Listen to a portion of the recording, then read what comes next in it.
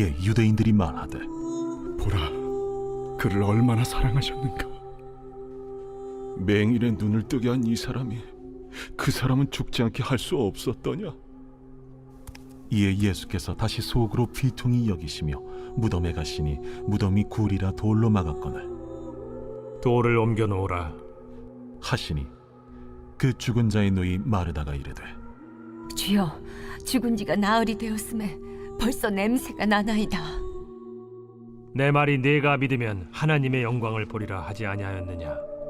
하시니 돌을 옮겨 놓으니 예수께서 눈을 들어 우러러보시고 이르시되, 아버지여, 내 말을 들으신 것을 감사하나이다. 항상 내 말을 들으시는 줄을 내가 알았나이다.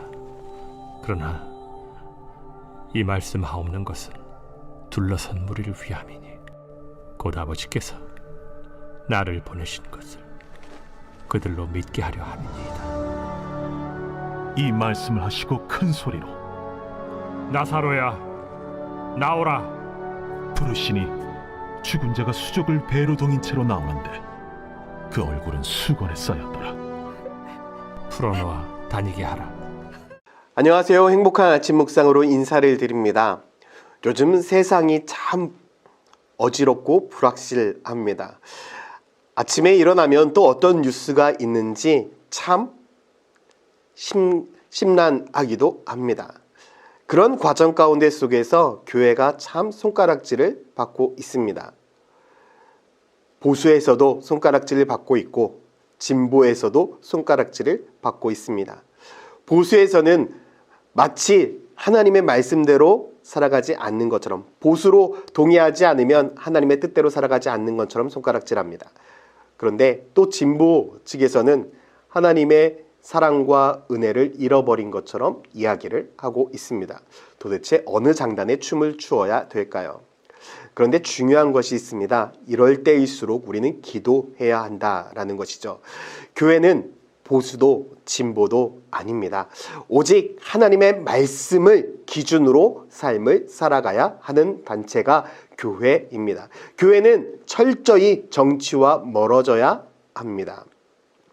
여러분, 보수와 진보, 무엇이 옳고 그르냐, 이것이 중요하지 않습니다. 옳고 그름의 기준에 따라서 보수냐 진보냐 달라지지만 그리스도인들은 무엇을 중심으로 살아가야 되느냐?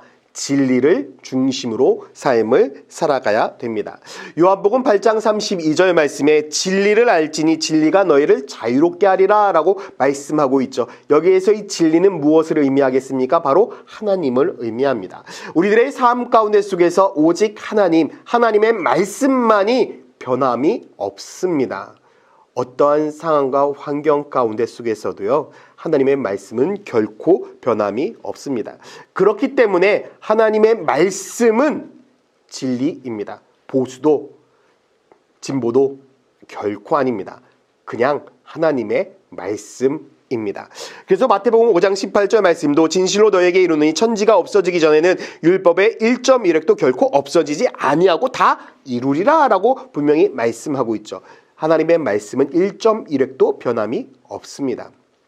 기준이 분명하다는 것입니다. 하나님의 말씀대로 우리는 살아가야 됩니다. 그렇기 때문에 우리는 하나님의 말씀이 온전히 지켜지는지 지켜지지 않는지 그것을 판단해야 하는 것입니다.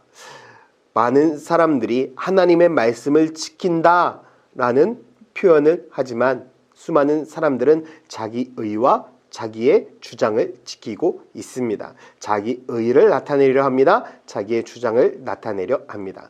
우리에게는 자기 주장은 죄입니다. 그렇기 때문에 보수를 주장하든 진보를 주장하든 자기 주장이 들어가면 그것은 죄입니다. 이제 우리가 바르게 생각해야 됩니다. 진짜 하나님의 말씀대로 우리가 앞에 서 있는지, 하나님의 말씀을 옳게 분별하며 살아가고 있는지, 하나님의 뜻대로 순종하며 살아가고 있는지, 우리가 그것을 분별할 수 없다면 우리는 좌고우면해서는 결단코 안 되는 것이죠. 세상이 아무리 손가락질한다 할지라도요, 우리는 진리로 인하여 이곳저곳 흔들려서는 안 됩니다. 진리는 지금도 한 곳에 계십니다. 바로 예수 그리스도이십니다. 오늘 본문에도 보게 되어지면 예수 그리스도를 향해서 손가락질하는 무리들이 있습니다. 요한복음 11장 37절 말씀에 그중 어떤 이는 말하되 맹인의 눈을 뜨게 한 이 사람이 그 사람은 죽지 않게 할 수 없었더냐. 마리아와 마르다 그리고 나사로, 이 자매들은요, 이 남매는요, 예수님의 아주 친한 사람들이었습니다.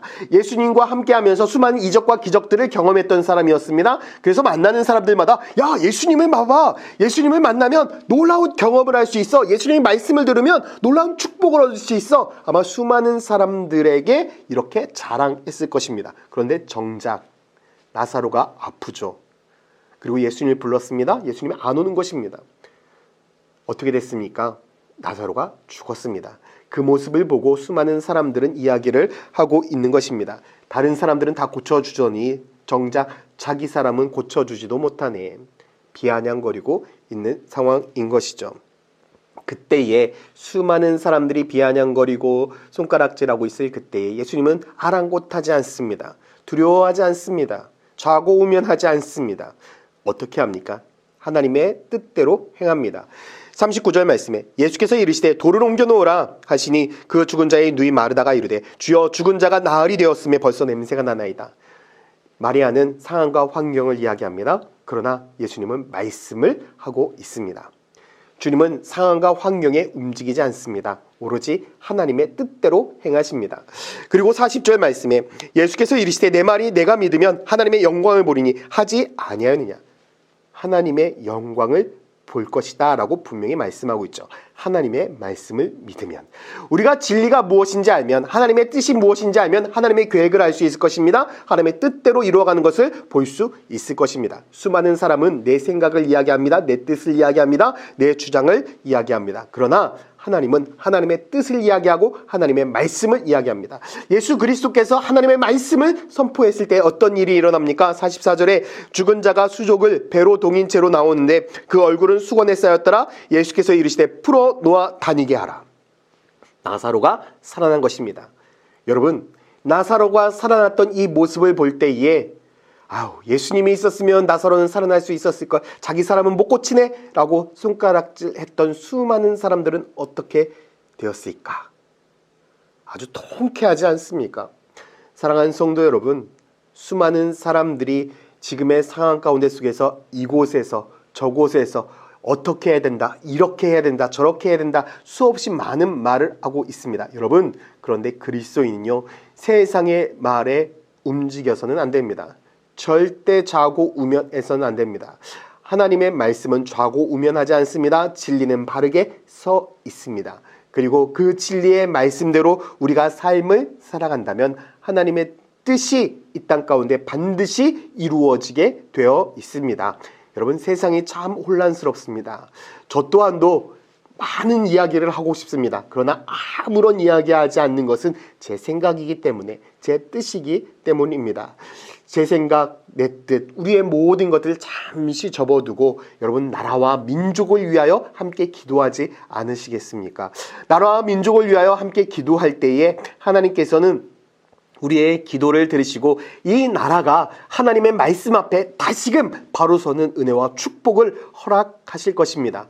보수가 오르냐, 진보가 오르냐, 저는 이렇게 생각합니다. 하나님만이 옳습니다. 하나님만이 바르십니다. 하나님만이 해결하십니다. 하나님만이 일하십니다. 저는 우리 천안침례교회 성도들의 기도를 통해서 하나님이 일하실 줄 믿습니다. 기도하겠습니다. 사랑과 은혜의 아버지 하나님, 우리 천안침례교회를 통해서 하나님이 일하여 주시옵소서. 놀라운 은혜와 축복이 임하게 하여 주시고, 특별히 이 나라와 이 민족을 지켜주셔서 이 나라와 이 민족이 하나님 안에서 바른 믿음과 바른 신앙으로 다시금 세워져가는 놀라운 은혜와 축복이 임하게 하여 주시옵소서. 감사드리며 예수 그리스도의 이름으로 기도드렸습니다. 아멘.